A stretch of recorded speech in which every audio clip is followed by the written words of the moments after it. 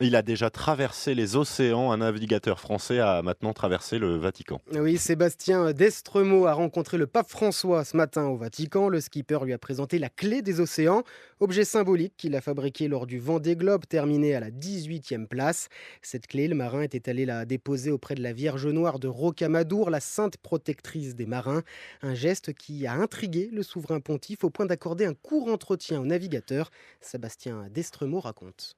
Ça a duré peut-être 2, 3 minutes où je lui ai d'abord offert mon livre, puis ensuite je lui ai parlé de la clé, de son histoire. Il a été très sensible à Rocamadour, il connaît très bien. Et il a très bien compris la valeur de cette clé des océans qui peut ouvrir les océans et les refermer pour faire en sorte que les millions de personnes qui vont sur l'eau s'ouvrent les océans ou les referment. C'est un symbole, il a très très bien compris ça avec son gentil sourire. Et il a béni la clé et il m'a béni moi aussi.